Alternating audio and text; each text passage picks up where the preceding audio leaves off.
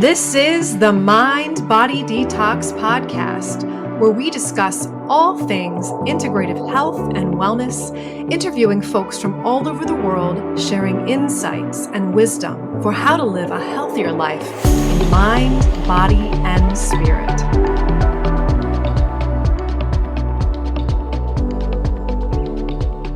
Welcome back to the Mind Body Detox Podcast. I'm your host, integrative intuitive medium, Kara Lovehart, and today I am here with Yogi Aaron. And today we're going to be talking a little bit about stretching in general, yoga, but this is fascinating to me because Yogi Aaron came along as a guest for our podcast exactly around the time that we were launching our yoga studio and been involved in yoga for years, and know myself as a hypermobile person, know that stretching is something that can be detrimental. And so it was obviously the universe's way to just drop in my inbox, hey, there is a person that wants to be a guest on your show, and this is what they're going to talk about. So Yogi Aaron is a trailblazing yoga teacher who is leading a global rebellion against the harmful practice of stretching. So we will talk a little bit about that. I'm hypermobile. I talk about this on my show and also to students, but I'm so excited that we have someone else that's passionate about this and has way more experience than me. Yogi Aaron has pioneered the groundbreaking approach to yoga that shows people how to live pain-free by activating muscles through applied yoga anatomy and muscle activation. So in a world where conventional stretching and flexibility practices are prescribed, they're the prescribed norm for pain, Yogi Aaron's unorthodox method provides a safer and more effective permanent solution. And I'm excited to talk about that because that's amazing. So what sets Yogi Aaron apart is his wisdom, his infectious humor, adventurous spirit, and personal healing journey, which I'm so excited for us to explore. I listened to his journey personally, which is, of course, my heart. The authenticity rings true for me and for you guys as the listeners here. And this distinguishes Yogi Aaron as a beloved yoga teacher in the yoga community and at his Blue Osa yoga retreat in, guess where? Costa Rica. So, yay! And that's where you're coming to us from today, right? Are you in Costa Rica now? I'm in Costa Rica now, but I'm not in Blue Osa. I have a place in the city that I'm at. But now, you have to get your yoga studio to come to Blue Osa someday, and let's make that a reality for a yoga retreat. I would love that. And so that, like, retreats in general, I feel like just traveling in this world now and in this time, and traveling where there's spaces with yoga instructors or teachers or facilitators that have wellness in mind and have a space of consciousness which they've developed within themselves. I'm all about that. I just think that's the most exciting thing in the world. So, well, I mean, this is really starting back at the beginning then. Yes. How did you become a yoga instructor? First question.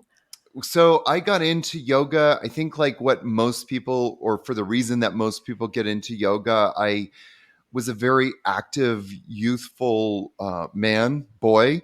And I, started to tighten up. I got tight hamstrings and I just kind of looked around and I thought, if I want to stay limber, that's a good word, and mobile, then I need to stretch. And so for me, for many years, yoga was really just a practice to stretch and to kind of open up my hips and tight hamstrings and that sort of thing. And so when did you make that connection then that yoga was more than just the exercise for you? What was the game changer? There was kind of 2 points. My first kind of awareness was, so I suffered, still do, from ADD. And, my attention goes all over the place. And the first time I felt like I could concentrate was from yoga. I started to notice that I was able to start concentrating, and then I made the connection like, oh, yoga. And that's a very general term, like just to say like yoga fix me. It was really the combination of breathing. And more specifically, I think it was the vinyasa practice, like truly integrating movement with breath. And that was starting to unlock for me the power of concentration in a very profound way. And then the second time, I had already started teaching yoga at this point. When I got into teaching in the beginning, it was really just a way to make some extra money. You see this a lot in the yoga world. People are like, oh, I'm just going to get like, an extra side gig. And so for me, teaching yoga was really a side gig. But two things kind of happened. One, I realized when I was teaching, I was at home. And so that's how one of the reasons why I started becoming a teacher, quote unquote. But the real point was when I took class with a very famous teacher, at least he was, called Brian Kest. And Brian Kest was sort of the creator of power yoga, quote unquote. And I was in his class. I actually went down to Los Angeles to take his class. I'd been doing his VHS Oh, cassette yes. tapes. Yes. I And have a so few VHS left over of yoga. So yes, I still have mine. you're on this, we're on the same Yes. page. Yes, But we are. so I went and took class with him, and it just effing blew my mind on so many levels. But Brian was one of the very few people in the yoga world at that moment. This is like 1995 or 96 or something, that I had seen who could marry or merge this idea of how do we integrate yoga with life. Yeah. And at that moment, my mind completely blew up. And I was like, this is what I'm meant to be doing. And just kind of like, I know I don't want to go too off topic, but when I was a kid, I grew up as a born again Christian in a Pentecostal household. And so as a child, like 5, 6, 7, 8 years old, I always imagined that I would become a preacher. And when I Yes. saw Brian Cass teach that class, it was like being at church on Sunday, Instead of can I get an amen, it was like, can I get a downward dog? That's So amazing. it was just like, and there's so much crossover between, I'm just going to say religion right now, or church and yoga. And I think that both kind of, are on the same goal of we want to become a better version of ourselves. And I didn't quite align with that tradition. So the yoga kind of just fell more into place. And that has always kind of stuck with me. The spiritual nature of going within, in any Yes. of those spaces, you have one that's, they're both leading you down a path, and Yeah. very different paths. They look very different as far as, Yeah. but the outcome and the goal ultimately is that peace. Yes. So I love that you said that. My partner and I, we actually both have that same thing where we definitely like the spiritual church sort of leader thing wasn't our thing, but ministerial work, or almost like carrying the archetype of being a priest, or having this this is who we are. And we're like, so yoga is one of those as well for myself as an instructor. But I think there's more to it. There's so much more you learn along the journey, for sure. Absolutely. So my VHS tape, my VHS tape that I had, that I still have, Kundalini Yoga with Guru Mukh. Wow. And That's a collector's item. I know, right? So I still have it. We still have our VHS player. So that's fantastic.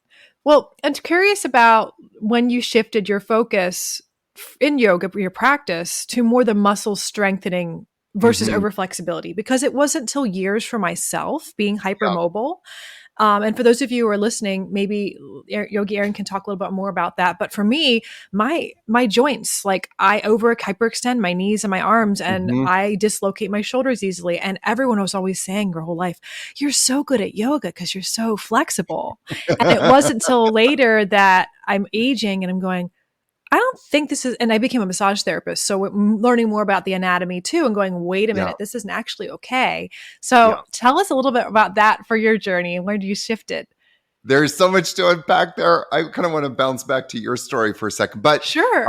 I'm going to go back to mine first. So to keep things linear. So I got into yoga, as I mentioned, because I was really tight. And when I was shortly after I started, I'm going to just put this in air quotes for people who are just listening, stretching yoga, because I refer to yoga more like stretching back then. For me, that's what it was about. And when I got into it shortly afterwards, and it wasn't in a yoga class, it was in my life, but I really hurt my back, like in a bad way. And I thought, well, this is not good, so I should stretch more. So that kind of pushed me into, over the years, getting more and more into the yoga stretching part, or the stretching part of yoga. And it's kind of just something to put a pin in, because you can relate to this as a yoga teacher. Like, how many times have we stood in the front of our classes and said, yoga is not about stretching, and it's about listening to your body. And I think there's just so much to unpack in that statement, and in that sort of visual. But I got deeper and deeper, and I would go to yoga teachers, and they would say, well, Aaron, you have back problems because your hamstrings are tight. Well, I am stretching my hamstrings. How much more should I stretch them? Right. So over the years, I ended up dealing with a lot of chronic pain. I'm serious chronic pain, hip pain, lower back pain. My back would constantly go out. And I would just stretch, and I would think like that was the solution to it. And then, of course, I would sneeze one day and my lower back would go out. So I also dealt with severe neck pain. In fact, some nights I would wake up with, it would feel like someone was stabbing a knife into my scapula. So clearly, at the time, I didn't realize this, but I was dealing with nerve damage at that point. Oh, wow. And so 25 years later, it was about when I was 45, I ended up in the emergency room of a hospital in Costa Rica with an orthopedic surgeon telling me that I was probably going to need a spinal fusion in my lower back. And so there was like a huge wake up call, because I thought I had been doing everything right. I'd worked with several movement specialists. I was, for all intents and purposes, a movement specialist. And I thought I knew what I was doing, and I didn't. And so that was kind of like the big light bulb moment where I had to kind of suck it up with some humility and ask the question, what don't I know? And so that kind of over time led me into muscle activation technique. So muscle activation technique is a system of muscle activation that was developed by, or is still being developed by, Greg Roskoff. He has a school outside of Denver, Colorado. And so I decided to start doing those courses. And that was when I started putting a lot of pieces of the puzzle together. One of the pieces was I really realized that I didn't really know anything about anatomy, which was very humbling to me. I didn't understand muscle function. I certainly didn't understand the biomechanics of why muscles tighten up.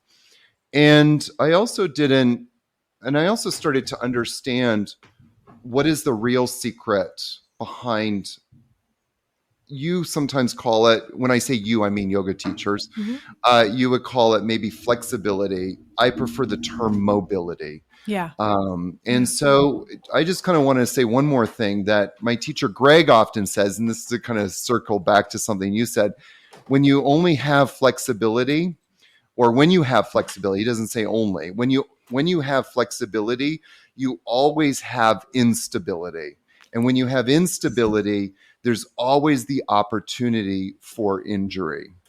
So that's why I prefer to use the term mobility, because with mobility, real mobility, which comes from proper muscle function, we will never be in pain and we'll always have stability. What I found really curious, and again, this is not across the board because I haven't touched everybody on the planet, but Sure. people who are hypermobile, a lot of the personality types that tend to correlate with a lot extra connective tissue being loose, the personality sometimes, I'd say like 90% of the time, the people I work with, they are hypermobile, hyperflexible in their personalities. So they are not they're not necessarily very good with having their own boundaries. And then the opposite seems to be true with people who have a lot of rigid or tight connective tissue, or they're really stiff. They're holding on to so much in their body and maybe mentally. And there tends to be a correlation there between the body types and the personality. And what you said with that lack of the over flexibility, there's instability. And Yeah. that's the same, I think, in our personal lives too. We don't have boundaries. We have this instability in our lives. So I just find that interesting. I just wanted to share that. So, yeah. So You want me to how, comment on it? I was just curious, like about my over flexibility. That was kind of my journey to myself. Like Yeah. I had to learn how to have more stability and anchoring in body awareness. And then of Yeah. course my personality. And that helped with understanding how the body is formed too. And then the Yeah. anatomy. But I know that your kind of tagline is that stretching is killing us. And of course, Yes. when I'm working with, stretching and mobility and working out, and I'm like, why is my neck still hurting me for years? I'd love to have you go more about and to talk more about this stretching is killing us Sure. notion. Yeah. And in that answer, I just want to circle back to a point because I said any kind of flexibility. And so whenever we have any kind of flexibility. And so, in when we focus on flexibility, we're always going to create instability. So anytime we start to push a muscle, beyond its end range of motion, beyond its capacity, if we take that tightness and we try to stretch it out, we're going to always create instability. And now I'll give you the answer why. So the answer why is because whenever we stretch, so let's back up 1 second. Your brain or your central nervous system is connected to your muscles. And one of the biomechanical words is proprioception. So there's this proprioception, this connection between brain and muscles. Your brain kind of knows where your body is in space. And the space obviously is your body. But when we stretch, we basically sever that connection. And so when I say stretch, let's give an example of that. There's a couple examples, but this is one of my favorite ones because your listeners can probably visualize this, is if you're lying on your back and you're doing a yoga stretch called Supta Padangusthasana. So like grabbing the leg, or it's like a hamstring stretch. You bring one leg up and you're lying on your back and you grab your foot and you pull your leg towards you. Now, some of your listeners are thinking, I can't grab my foot. I have to use a strap. So you use a strap. Okay. So grab a strap, wrap it around your foot and pull it towards you. And there's all of these kind of gimmicks on social media. You can find like how to improve it and blah, blah, blah. But either way, that is stretching the hamstring. Okay. I think we can both agree with that the idea is to stretch the hamstring. The question is, and something I find, at least with myself, but also in the 25 years leading up to me landing in the emergency room, not one teacher ever came up to me and said, Aaron, your hamstrings are tight. The tightness is a symptom because muscles are not contracting properly. The opposite muscles are not contracting. So the difference between what I'm teaching and traditional quote unquote stretching is I would say, come onto your back, but don't grab your leg. Just bring the leg up as high as you can. And then hold it there for a few seconds. So typically in muscle activation, we hold things for 6 seconds and then do it 6 times. And so the question then is, well, why is the hamstrings tight? Because the quads aren't activating properly, the hip flexors. So coming back to my back problems, by the way, like it's no wonder why I had back problems because I was so focused on trying to elongate my hamstrings. I wasn't really dealing with the real problem. The real problem was my hip flexors weren't working at all. And the major hip flexor is the psoas, which its main job is to stabilize the lumbar spine. And so it's no wonder why I ended up, there. But when you are lying on your back and you bring your leg up, you're now you have to engage all of your hip flexors. In fact, some people don't like doing that because they try so hard and that starts to make their quads cramp. And so cramping is another sign of muscles not working properly. So bringing the leg up and just doing that, there's 100% accountability. You're working your quads. And I guarantee you by the sixth time, probably by the fourth or fifth time, but definitely by the sixth time, you're going to notice something. Your range of motion improves because your quads start working. Well, what do we know? When a muscle starts contracting properly, the opposite muscle relaxes or elongates. So the hamstring tightness disappears and your range of motion improves, and you've got 100% stability as you're doing that movement. So that's the kind of difference between what I'm teaching and then traditional stretching. I think it also goes along with a lot of things that we educate our clients with as massage therapists when we're telling them about therapeutic aspects to working instead of just, like a spa-based massage. But that's, I think, a very common thing. Like so many Yeah. people are sitting at desks, shortening their psoas and their hip flexors. They're just sitting all day. And I'm curious if you've experienced with your clients for yoga, these chronic postures or these everyday postures we're in and how those are affecting the muscle activations. Yeah, absolutely. But so here's the interesting thing about the psoas major. So muscles always work in pairs, right? And so there's when one muscle is shortening, an opposite muscle is contracting, and vice versa. And so the opposite muscle to the psoas is the glutes. And if the glutes aren't shortening properly, or are shutting down. So the glutes, they just basically shut down. They stop working. The opposite muscle, which is one of the major ones, is the psoas. The psoas will, what does it do? Tighten up. Muscle tightness is always the response of the opposite muscle or synergistic muscles not working properly. And when I say working, muscles should be able to contract and contract on demand. It's kind of like a light switch, and I do a lot of muscle testing. That's how I know whether or not a person is strong or weak, is I can test a muscle, and then if it's able to work, it contracts immediately, like it shortens immediately. So the tightness in the psoas is often a response to the glutes not working properly. And to go back to your point, like sitting, you're shortening the psoas, but you're not actively shortening the psoas. What's really going on is that your glutes are not like working because we're sitting down so much. I think one of my teachers told me one time, like studies have shown that your glutes actually start to atrophy after 30 minutes of sitting. Oh my gosh. So, ergo, the whole articles that came out, I think it was around 2014 or something, you started seeing all of these articles like sitting is killing us. And that's why. Get the standing desk. Yeah, get a standing desk because the glutes literally start to shut down.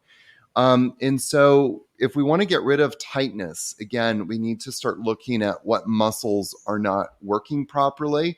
Because listen, when muscle tightness is always a response to, it's like a protective mechanism. The body doesn't feel stable.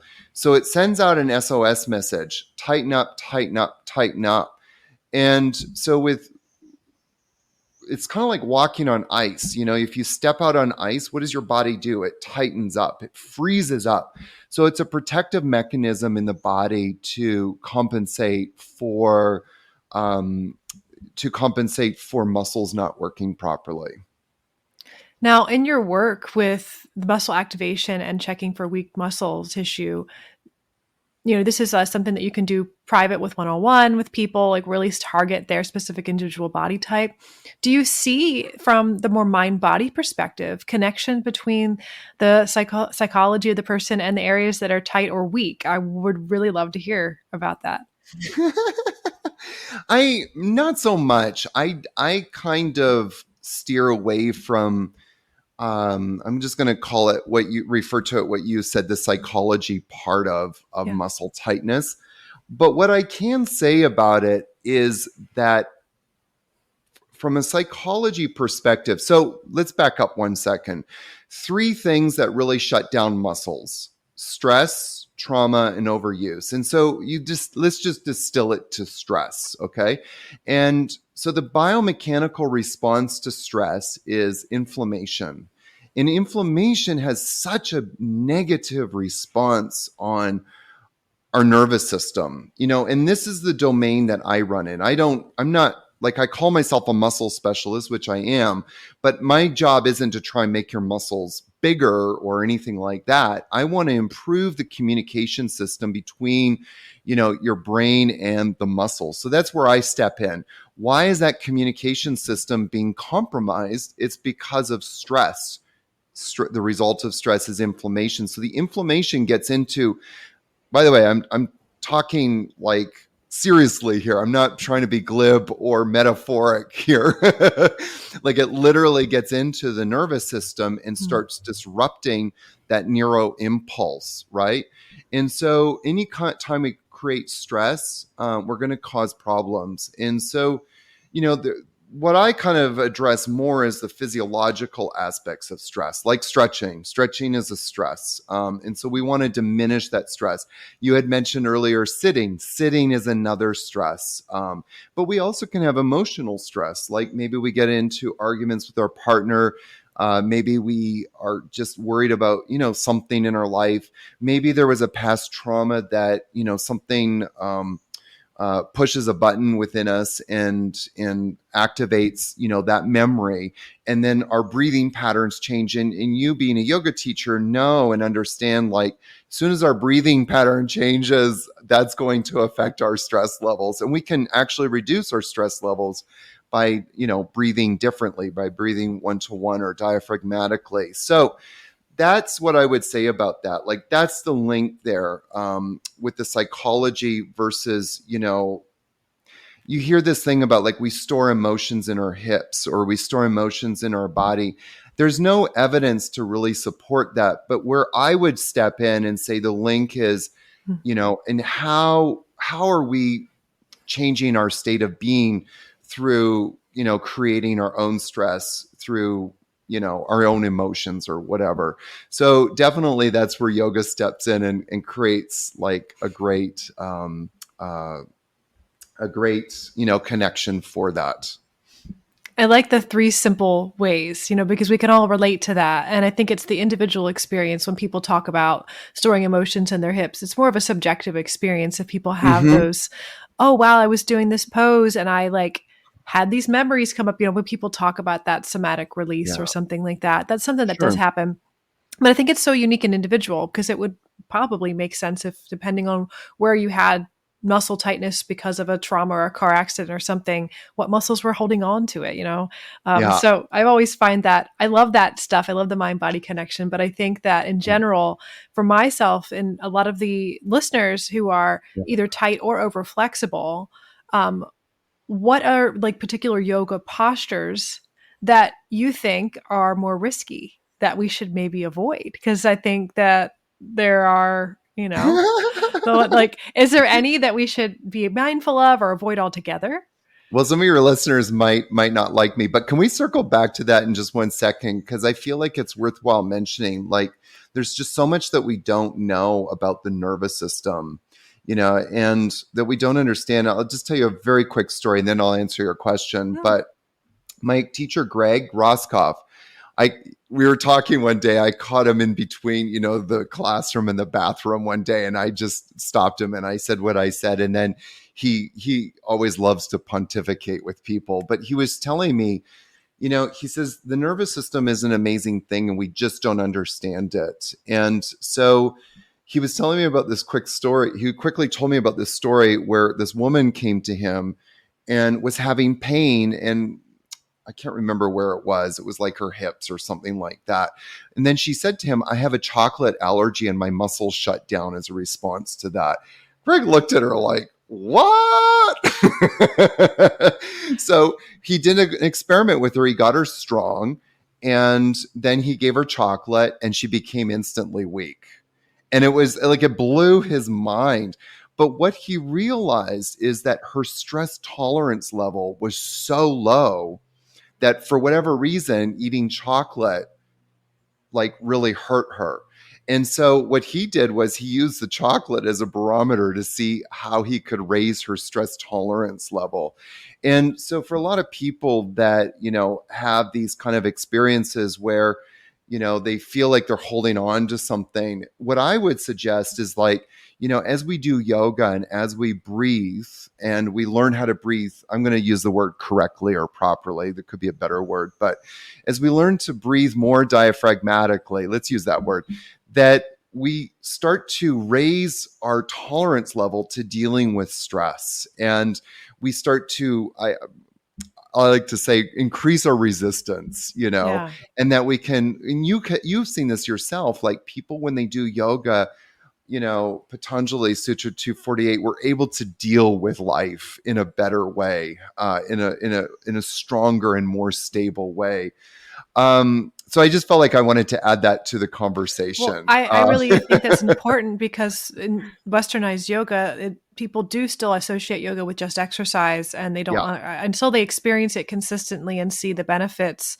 The resilience of the nervous system is like it's outstanding, and I think that's why more and more people are now, it's trending to do cold plunges and things because they're just, they're trying to find other ways that they can, use these tools to downregulate their nervous systems. And some people that doesn't seem pleasurable for them. So say, Yes. why not breath work? Why not yoga? Yes, absolutely. But to go back to your question, so there are some poses, and so people ask me like, well, is there anything I definitely shouldn't do? Well, stop stretching. And see, like just using that kind of example that I gave about, like, if you're lying on your back, instead of trying to grab your leg, just through a vinyasa, like bring your leg up, hold it for seconds, bring it back down as you're lying on your back, and do that. Use one of the words, which I don't really like this term, but is often referred to as dynamic stretching. I prefer to call it dynamic movement, but using dynamic movement as a way to improve muscle function. And so there's 100% accountability there. Definitely one of the number one poses, and we're going to not make some friends here, but is child's pose. And so this is like, I would say child's pose. It's opposite pose, apanasana, when you're lying on your back and you hug your knees into your chest. And then any kind of hip openers, like those are definitely like the biggest ones. And hip opener would be like pigeon's pose. Mm-hmm. And the reason why, and I'll tell you why. So if you come into child's pose, there's no accountability there because you're just lying, onto your thighs. If you did the reverse of it and did it dynamically, and by the way, this is a great muscle activation as well. If you did that pose dynamically, that you would come onto your back, you would have your arms to the sides, and then you would bring your knees to your chest. Now, you're not using your hands to pull your knees. You're just using your muscles at that point because your arms are to the sides like a T, right? Notice how far your knees are from your chest.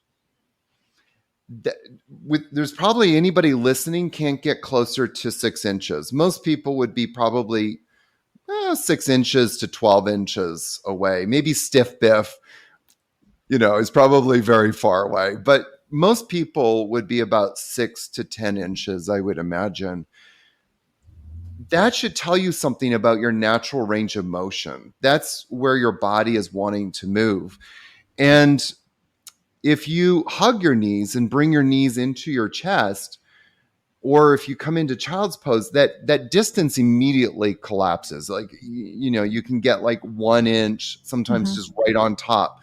So now you've kind of overstretched everything. And again, that there's a neuromuscular connection. I have done this test countless times, 1,000 times out of 1,000, everybody will always test weak. So what muscles are going to test weak? All of the back extensors. So all the back muscles, you've now elongated them beyond what their capacity is. All of the reciprocal muscles, then all of the trunk flexors immediately stop working. And then you get into your glutes. You're also passively stretching your glutes. And then you're also over shortening in a passive way all of the hip flexors. So all of these muscles, there's 4 systems of muscles that are negatively impacted from child's pose. So if you wanted to actually do the opposite, if you wanted to actually activate those muscles, lie on your back, bring your arms out to the sides, and then squeeze your knees into your chest using your muscles. That will actually have a very positive effect, and do that 6 seconds, 6 times. I'm going to have to really dive in more into this. I'm like going to be crawling all over your stuff now. I'm going to be involved. One of the things that I find interesting, because I'm thinking as we're talking here, because I teach Mm-hmm. Kundalini, and so much of Kundalini is repetitive, and Yeah. we hardly ever do downward dog. I mean, child's Yeah. pose is sometimes involved, but I find it interesting. I'm thinking about a lot of it is, if you're doing it with breath, it's 6 seconds. I don't think we do a lot of like full leg lifts, like when we're laying on our Sure. back. And I'm thinking about that. I'm going, oh, that's good. Oh, wait, let's look at this one. So I'm really, really going to be reevaluating and thinking more about this in this perspective. But I think it's great because I think this is so unique. Yeah. And I don't know, there's a lot of yoga instructors, I think, that hopefully, and students that hopefully can embrace this a little bit more and be open to it and explore it, because there is that thought in the back of our minds. I'm sure if you're out there as a listener, I'm sitting here thinking, but it feels so good to do pigeon pose. Yes. Yeah, it Yeah. does. Yeah. Yeah. Well, there's definitely this. I mean, stretching. I've never really gotten into a conversation with Greg about this, so I don't know what he would say, but this is my take or opinion. And that is that, stretching does have a positive effect on the parasympathetic nervous system, meaning, it's almost like the nervous system is unwinding and we're able to start moving more into a rest and digest state.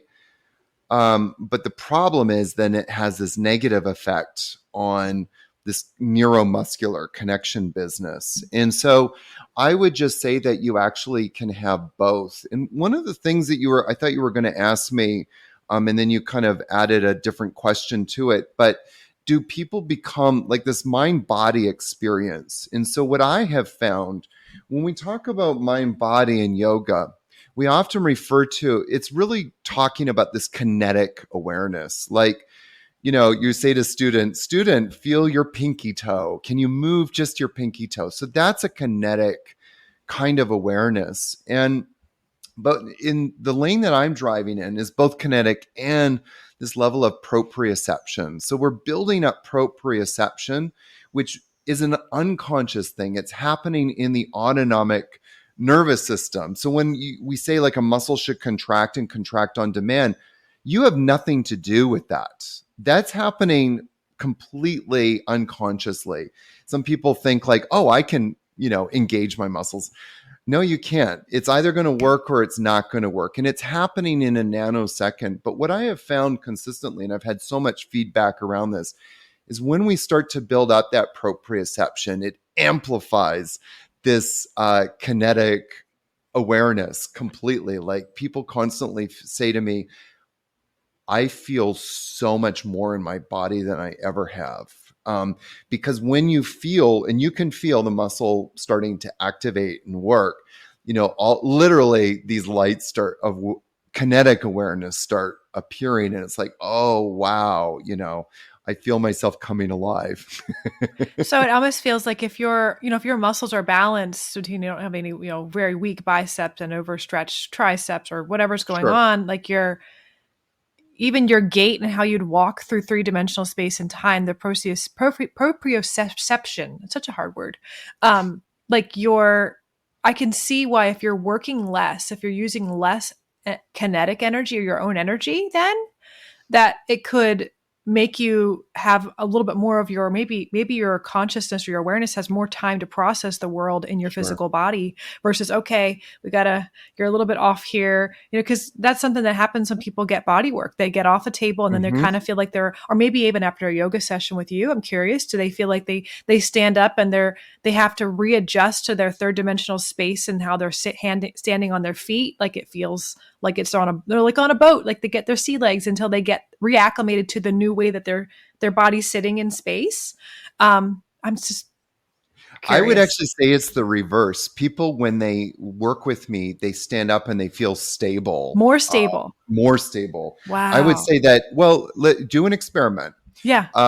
Do not now, but later, like do pigeon pose for 5 minutes on each leg and then try and stand up. Yeah. People can't, because all that proprioception, it's gone, it's out the door. There's no strength, because the brain doesn't know where any of those muscles are. But when you start doing muscle activation, there's actually an increase in like, oh wow, like there's the muscles, and it feels more stable. Like you Yeah. immediately stand up and you go, oh, here's my body. My body is actually working and holding me together. Just as a quick side note, so, well, there's two or three points I quickly want to make, and these are, the first point is, like, we learned all of these things about biomechanics in grade school, when we were in grade school coloring in, where muscles are and stuff. We learned that muscles have a function, and the function is they need to shorten. They need to shorten to do two things. And I know that there's other things that muscles do, but the basic two things are muscles shorten to move bones. But the other important thing is this stabilize joints. And so, like you were saying earlier, like you stretch your neck and then you feel the pain coming back really quickly. And that's what I dealt with for years. I dealt with that, like my neck constantly going out. So it was always my neck and my back. And what my solution was, I'm just going to stretch. I'm going to stretch this out. And again, when you stretch a muscle, it disconnects from the central nervous system. So the central nervous system no longer knows where those muscles are. What I really needed to be doing was getting those muscles working and getting the muscles to be able to contract and contract on demand that were supporting my neck, and getting those to start working properly. Pain and muscle tightness are the two check engine lights of the body. So, if you have muscle tightness, like I had tight hamstrings, that was an indication, like, hey, your hip flexors need to be addressed here. Your quads are not contracting properly. So at 18, had I the knowledge I have now, because I probably would be a lot stronger, was to start getting those muscles activated so that they could contract and contract on demand, and then be able to stabilize my hips and stabilize my lower back properly. And those are so common. Neck and Yeah. low back, they're so common. And even shoulder Yeah. injuries are so common. So it's really good that this information's there. But I'm curious, you have a community, and Yes. I'd love to learn more about how can our listeners connect with you? How can they learn more? What other opportunities to learn about the yogic muscle activation techniques that you have? Like, tell us all the goods. So, I mean, go to yogiaaron.com, and that right there, they can start accessing all of my stuff. I have tons of content out there. I have my book called Stop Stretching. I also have an online course that people can jump into. And I was just going to say that my goal is actually to have more people like you who are learning this stuff and grow this community. And you might say, well, why do I want to grow this community? Because at the heart of all of this stuff, and the reason why I'm spending a lot of my time doing these podcast interviews and sharing this information, is because I lived with pain for so long. And, when we're in pain, like especially chronic pain, but any kind of pain, it literally zaps our life force energy, our prana, and I know from my own experience, when I was lying in bed because my back was out, or, just kind of like going through life and constantly massaging my neck because I had this constant dagger there. All my energy and resources went into, how do I get out of this pain? And I feel so sad for people when they are in that state, because I know what it's like myself. So I want more people to be teaching practices. One of the things I constantly ask yoga teachers, how are you leaving your students at the end of class? Are they walking out of your classes strong, or are they walking out of your classes weak? Yeah. And so I think for all yoga teachers, we want our students to leave strong. We want them to leave stable, and we want them to leave pain-free. And so that's my mission, is to get this out there to hopefully inspire more people like you and other yoga teachers to dive into this more, because, and it's not that big of a switch, but it's available to people if they want it. So go to yogiaaron.com, get plugged in. That's very easy to remember. YogiAaron.com. YogiAaron.com. Very easy to remember. Yeah, so I think that leaving people strong and the stability is so needed within within ourselves. Go ahead. I just wanted to say one quick thing, because one of the students who's working with me is a Kundalini teacher. And she actually she saw me doing a special on my online teacher training course, which was bundled into the AYAMA certification. And she immediately jumped into it. And it's been so much fun talking to her, because she has her Kundalini background. And I don't know exactly how old she is. I think she's around 35-ish. And we always have these interesting discussions, because I've never been a yoga Kundalini teacher, but I've definitely studied it a lot. And so where I could, I would always integrate it into some practices back in the day. But it's been a lot of fun. So there's definitely a lot of space for you to do that. And I can definitely hook you up with her experiences. And it's just a joy to work with her. Yeah. Thank you. I appreciate that. And I wanted to say that what you said about the stability and leaving people strong is so important, just for the listeners, this making the connection again, like, how much instability there is in the world, and how much, if you can show up with stability in your own life, physically, and of course, spiritually, mentally, through all the practicing and the breath work and everything, I think it's really, it's a whole full package there. So I have two more final questions that I ask all of our podcast guests for their first visit with us. Currently, what is your favorite product, wellness topic, or self-care indulgence at this time? What are you doing for you? What do you love right now? So you had mentioned cold plunges. I just decided to start doing cryotherapy. Oh, wow. So I signed up for a package because I've talked to other experts, and they say that there's such a positive effect on inflammation. Yes. And especially for older people. They said for younger people, not so much, but for older people, absolutely. And I'm definitely starting to fall into that age bracket. So I did it for that kind of reason, just as an experiment. One of the things that I truly believe, that life is a constant experiment. My life is a living experiment. So I always like to find out things firsthand, what it's like. So anyways, I signed up for it. I'm doing a series of I think I've got 3 more this week I've got to do. So that's kind of what I'm doing right now. Do you love it? Do you feel you're feeling it? It's an experience. You walk in there for 3 minutes and the temperature went down to, I don't know if this was Celsius or Fahrenheit, but it said 134. So Wow. minus 134. Wow. So, wow.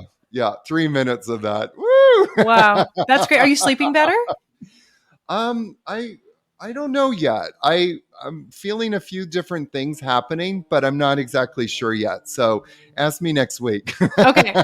Yeah, I'm definitely curious myself, because I haven't actually done a cold plunge yet. It's not a cold plunge. It's cryotherapy. So you walk into the thing and it's kind of like a closed container where they drop it down.